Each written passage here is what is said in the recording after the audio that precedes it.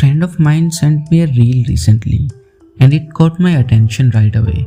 I've always had a thing for mysteries, especially when it comes to the stories that seem just a little too good to be true.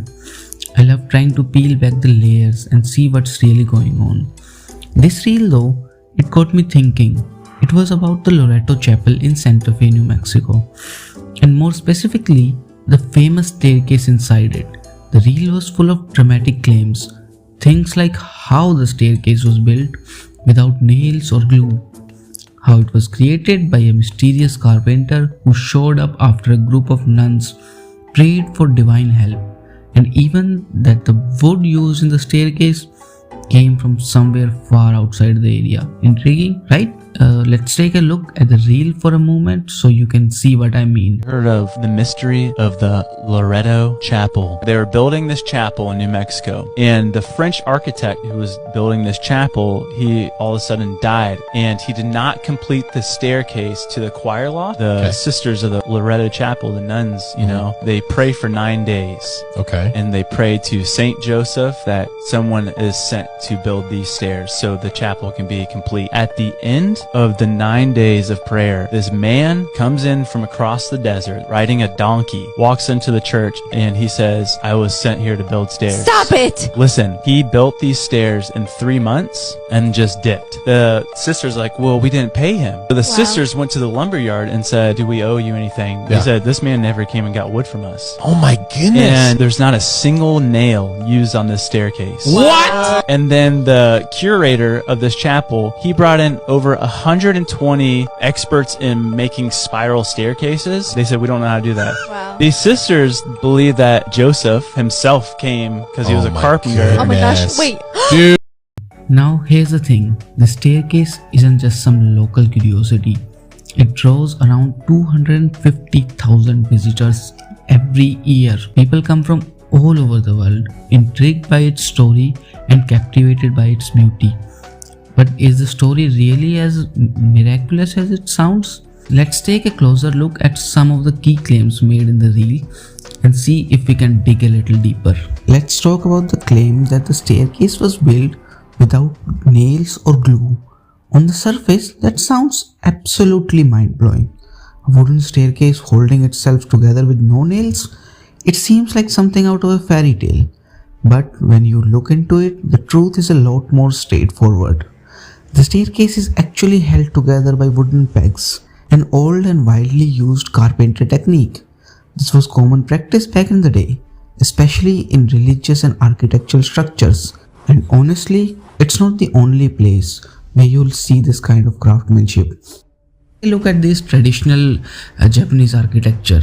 There are countless temples and shrines built without nails, entire buildings that have stood for centuries with intricate joinery techniques that hold everything together. They've been using wood to build durable, stable structure for over 1,000 years. And they're even more intricate than what we see at Loretto Chapel. The use of wooden pegs, dovetails and other joinery methods is a hallmark of their craftsmanship. So while it's impressive, it's hardly unique. It's just traditional well-done carpentry. Next, the idea that the staircase is some kind of structural mystery. The reel make it seem like no one really knows how it stands up, like it's defying the laws of physics. But in reality, this is just a well-designed piece of architecture.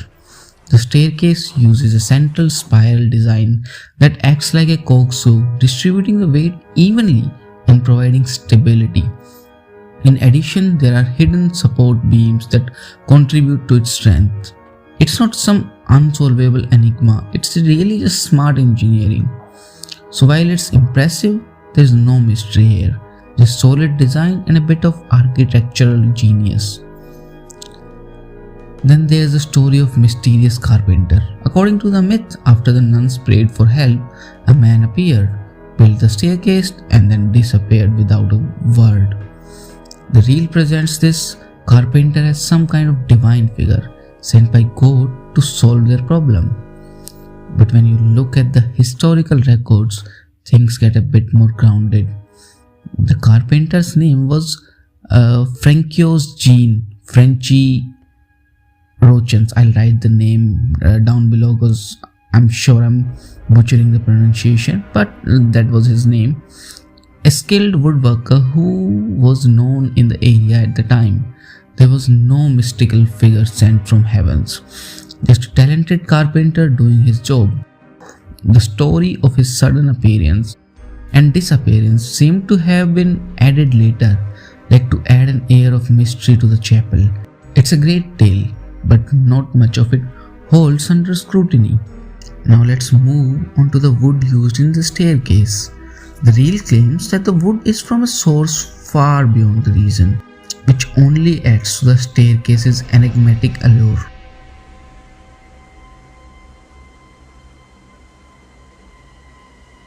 While it's true that the wood used is spruce, it's not exactly an exotic material. Spruce was widely available, and in fact the wood was likely imported from the surrounding areas, which wasn't uncommon for the time. There's nothing particularly out of ordinary about the wood. It's not some rare, scarce material, it's just wood, imported and used like any other. And then we get into some of the more symbolic claims, like how the staircase has 33 steps, supposedly representing the age of Jesus when he died. It's a nice thought, and it certainly adds a layer of depth to the story, but in reality it's more likely a coincidence, or perhaps a detail added later to give the staircase more mystical meaning. It's a nice touch, but it's not the foundation of the story. But let's not forget the staircase itself. It's undeniably beautiful now, but here's the part that often gets overlooked. When it was first built, it was actually a safety hazard. The staircase had no railing. Imagine climbing a steep, narrow spiral staircase with no handrails to hold. The nuns reportedly had to climb it on their hands and knees, not all of them, just some of them, because they were afraid to keep them from falling, which honestly sounds terrifying. The railings weren't added until much later, and even then, it's hard to ignore the fact that it was a dangerous design. Beautiful, yes, but far from perfect. And here's the final twist. The chapel is no longer owned by the church. It's now run by a private organization and operates as a museum. Think about that for a second. The myths surrounding the staircase, the stories about divine intervention, mysterious carpenters, and miracle wood. All of these things serve as a very clear purpose to attract visitors. The more mysterious the staircase seems, the more people will want to visit it. And the more visitors it attracts, the more revenue the private museum makes. It's an incredible piece of marketing. And while the story has certainly captured people's imagination, it's also part of a larger strategy to keep the crowd coming. So is the Loretto Chapel staircase a miracle? No. Is it an amazing work of craftsmanship? I'd just say it's fine, nothing out of the ordinary. And notably, the staircase is now closed because people are afraid that it will crumble, it will crash. So you can see it's not something miraculous after all. I get it. Believing in something greater than ourselves, a higher power, that's a beautiful thing. And I think faith has the potential to inspire people and bring people together. But when huge organizations masquerading as pillars of faith take advantage of the trust and use it to manipulate people, that's when things go wrong. Exploiting someone's faith for profit, it's just wrong. It's disrespectful.